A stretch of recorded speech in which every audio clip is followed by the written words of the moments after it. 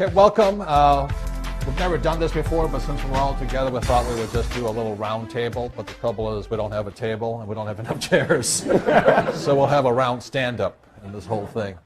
And I thought we would have a discussion, on the subject of winning, but also drive, determination, discipline.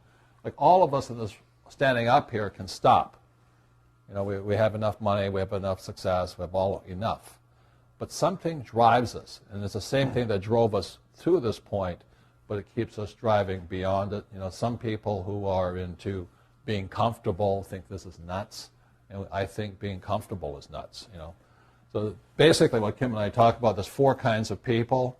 One is a person who must win. I think we have people up here.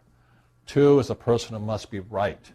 A lot of times they're attorneys and accountants or school teachers or politicians, all that kind of stuff. And 3 is a person who must be comfortable.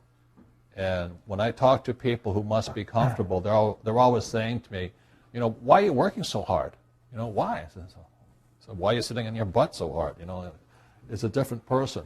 And the 4th person is a person who must be liked. They want to be popular. So they'll do everything to be liked, things like this.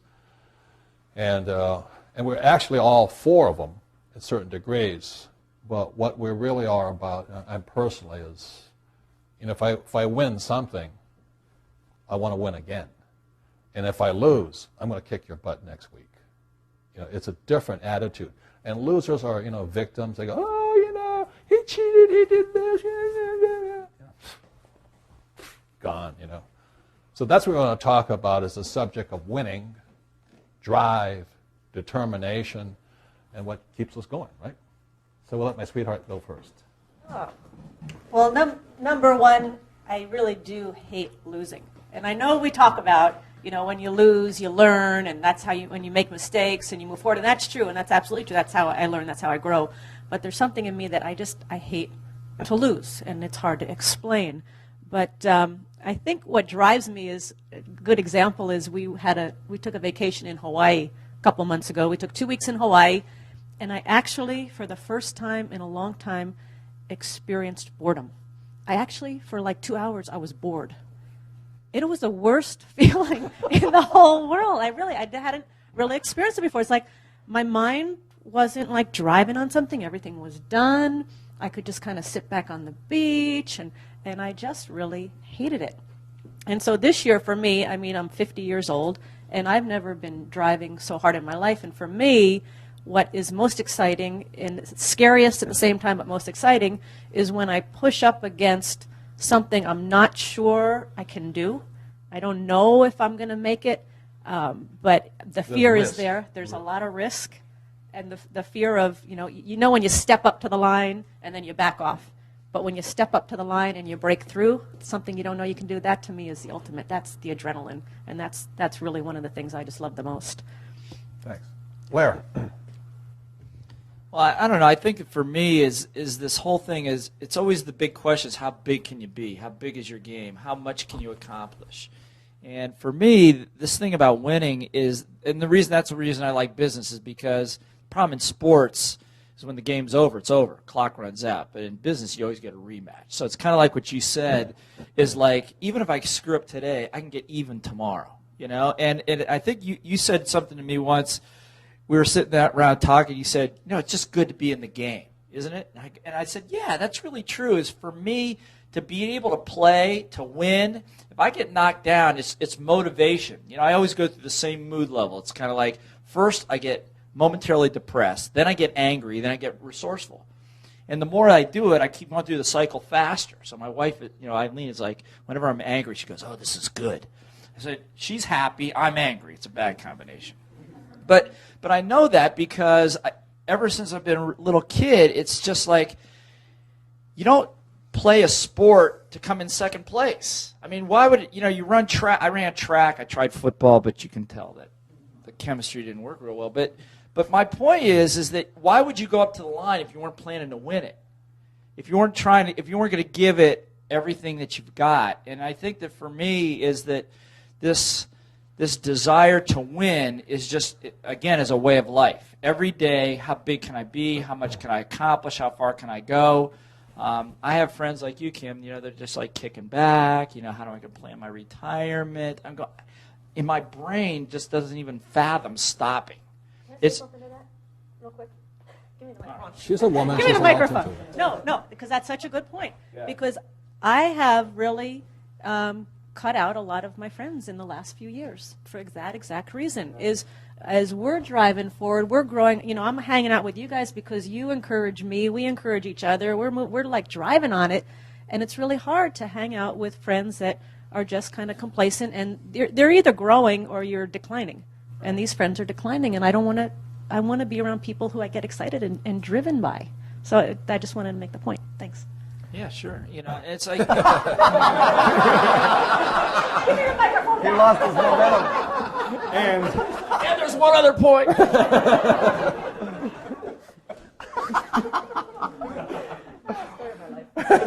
Well, you come from a family of it, I know.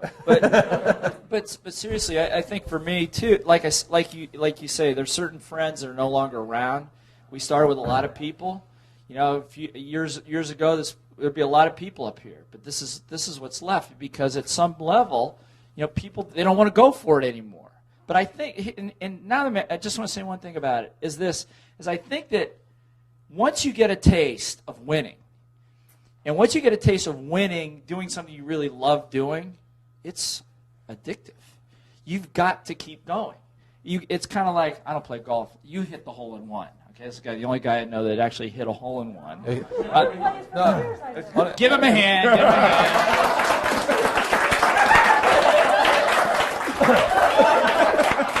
No, this is the worst part. No, he hit a hole in one on his first time up at the tee. You know, he says, "What's so hard about this game?" But see, and I don't play golf, but I would assume that, you know, you get a good shot and you're going to play more because you keep trying to get back to that zone where you felt great. Yeah, that makes sense. You have a time when you just feel awesome, and for me, it just keep getting back to that place. How much bigger can I get it to be? I don't know. It's just an affliction, I think, of having. And people ask me about Rich Dad. They say, "Well, what's it like to be on the team?" I said, part of the code of honor is you got to have an ungodly, these are your words, ungodly desire to win. And if I went to one organization, they said, "Well, we don't want to use the word win. We just want to use the word succeed." I'm going, what's wrong with winning? You know, it's like, well, winning means someone else is going to lose. And the problem with that is, you know? But, I mean, there are people that somehow in their brains, it doesn't work. You know, winning is a bad thing. But for me, it's what I get up in the morning for. Well, it's like our friend Craig Coppola, the psycho, the psycho coach. You know, he says he hates. He played pro baseball, and he says now in Little League nobody's allowed to lose. So he formed his own league. You know, he got so upset. He says, "What is this stuff where nobody can lose?" He says that is the biggest load of rubbish. Joe Montana, the greatest quarterback on earth, said the same thing. He says, winning and losing's not bad. It's just how you take it. Mm-hmm. You know, to me, every time I've lost, I've said, "Thank you. I'm going to come get you. You know, you have now given me a reason to be around, and I'm going to kick your ass. I'm going to kick it so bad. You'll regret the day you kicked my butt." You know, and that's it. And I'm grateful for that. And that is the difference. But again, there's four people: winners, people who need to be right, people who want to be comfortable, and people who need to be liked. And the people that need to be liked are the ones that form those little league teams where nobody loses. Well, that's your choice. I mean, it doesn't, that would not fit my MO. It just does not fit for me. I go out there. I don't care if I lose. I just want another shot at it. That's all I ask for. And if I really want to win, I'll come back at you, and I'll come back at you. And I'm grateful for your strength because you make me stronger. That is the whole way I hold it. Okay. Marco. I have a microphone here. You can give that to Kim. Yeah,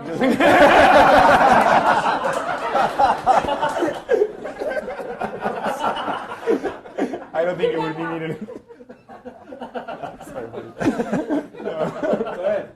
No, well, one of the things that makes me keep going is, like, for example, when we work in the telethon, and we hear all of the stories of the handicapped kids and their families and all that, the number one question that comes to a person when you're facing a big challenge in your life is, why me, right?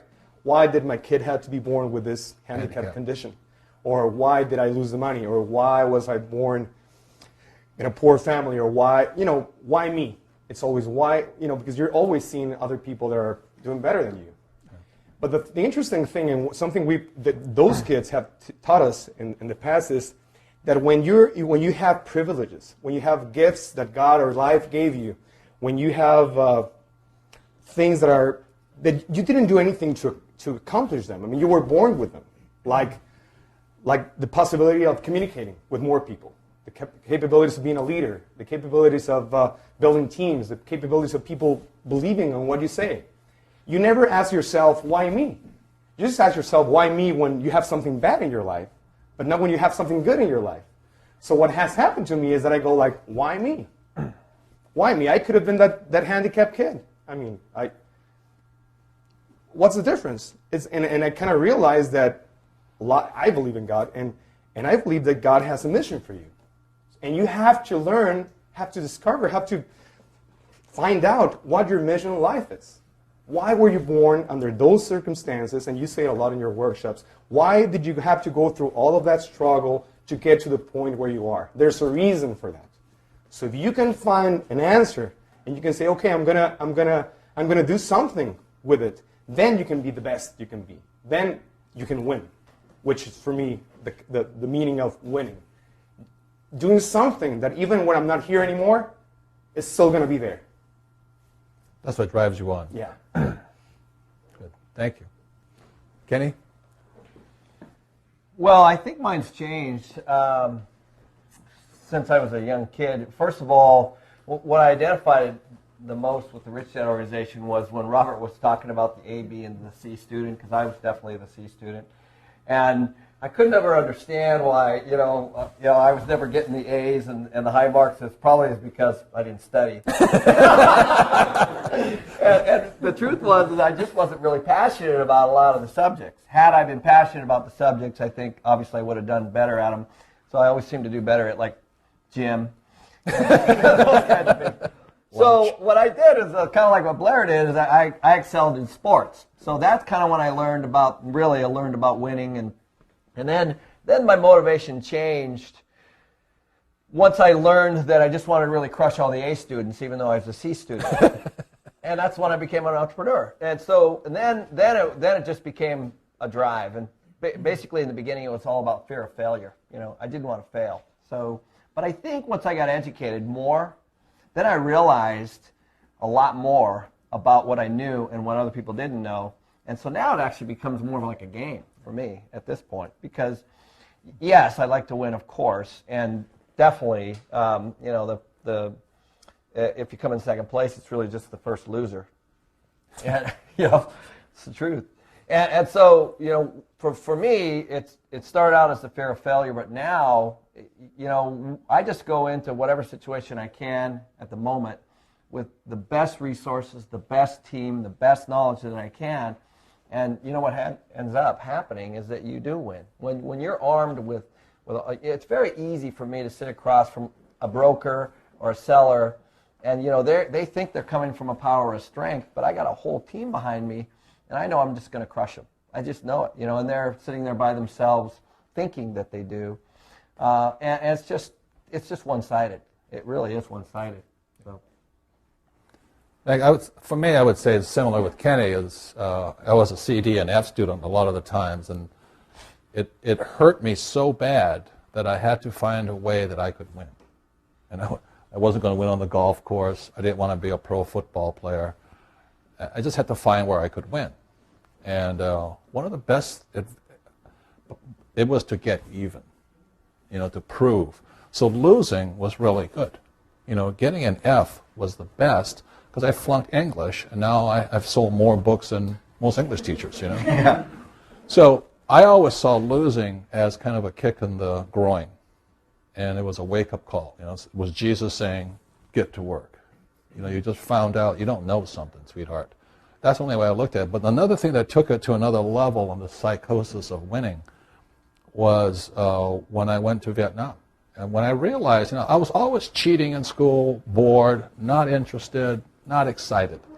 And one day I went down, and I was in flight school, and I was just kind of going through the motions. I was flying the little fighter planes, and they said they're going to end the war in Vietnam. I said, wait a minute, they can't end the war yet. I haven't got there yet, And I went down, and I volunteered. I said, what's the fastest way for me to go to Vietnam? I don't know why I was saying this. Most guys are saying, God, I hope the war is over. I'm going, no, don't end it yet. So what's the fastest way? And I was in flight school in Florida at the time, and they said, well, the fastest way is a helicopter gunship. I said, really? Why? I said, because they're dying. I said, okay, I'll say that. So I switched from single-engine fighters to helicopters, and I wound up at Camp Pendleton, and now I'm getting ready to go to war. And they said, hurry up, hurry up, hurry up. I'm going, why? He says, they're dying. I'm going home. I'm like, okay, And all of a sudden I realized that dying was the most exciting thing possible. This guy, that little bastard out there is going to kill me. A little Viet Cong out there with a 30 cal or a 50 cal, he's going to kill me. And now I have to be the best. Because there's what I learned once I got to Vietnam and the firing started, there's no second place. Only one goes home alive. That's it. And it was the most exciting experience of my life. I was not bored. I was not complacent. I was now at the peak of what I could possibly be. I pushed that helicopter as hard as I could. I only flew with certain guys who were willing to take the, we could roll it this way, go underneath here, do this. And we became the best pilots possible. We flew that thing engine on, engine off. It didn't make any difference. So what that experience of somebody going to kill me made me was the best that I could be. And it was a peak experience, and I loved it so much. So I came back from Vietnam in 73 in Hawaii, but now I was psychotic because I was now bulletproof. If they can't kill you there, they can't kill you here. And the only other place I could find that much adrenaline, that high, was an entrepreneur. As an entrepreneur, there's no paycheck, right? Right. There's no program there's no human resource development. There's not somebody I can go air my grievances to. It was the same as Vietnam. It was, I'm on the edge, I'm playing against the smartest guys on the street, the other entrepreneurs. And if you're stupid, they'll take your money that fast. And so by 76, they took my money. 78, they took my money. 1980, I was broke. And every time they did it, I said, thank you. You SOBs, I'm going to get you. And every time it drove me and drove me and drove me to be the best that I could be. Because I'm playing in the world, the real world of business, not corporate America, not government, not the school system. When you're on the streets, you're playing with the best. Does that make sense, guys? Yeah. And that's all that I wanted to be at. I wanted to play the game to the best of my abilities, that if I lost, it was winner take all. I love it that way. I don't want second place. I don't want third place. I want to take it all. Guys got that? So that's really what sits inside my soul and drive. As Kim says, when I go on vacation in Hawaii, I am freaking bored. What? Oh, isn't this lovely? A little bit more suntan lotion. Let me go find a deal. Let me go do something, So that's what drives me. I love my competition because and the better I get, the tougher competition I want. So that's why today, like Donald Trump's my buddy and all this, man, hanging out with him, it's such a pleasure. I know why he's a billionaire and I'm a millionaire. And that's what drives me. I don't want to hang out with losers. People want to hang out with losers. It's up to you. It is not what I want to do. And we have free choice in that matter. That makes sense, guys? I have something else to say. Okay. I'm getting used to this. No, I just want to say, listening to everybody, I also, when I was young, I played sports. And your team counted on you to do the best you could be. And that's kind of what I've surrounded myself over the years. And same as you talk about Donald Trump, I surround myself with people that are counting on me to excel. And Donald, if Robert doesn't step up to the line, he's not going to hang out with you. Yeah, Donald won't hang out with losers. It's not his style. He's a very nice man, very polite. He just doesn't take your phone call. But one of the keys for me with winning is being around people that are counting on me to be the best I can be, because then I've got to rise up to the level. So when I did the Rich One PBS show, PBS was counting on it to be a success. Richard, our producer, was counting on it to be a success. Robert was counting on it to be a success. I couldn't just sit back and go, oh, well, if it happens, it happens. That's okay. No, I was scared to, you know what? I mean, it had to be the best, and they pushed me without even knowing it, because that's been my MO that I just realized now.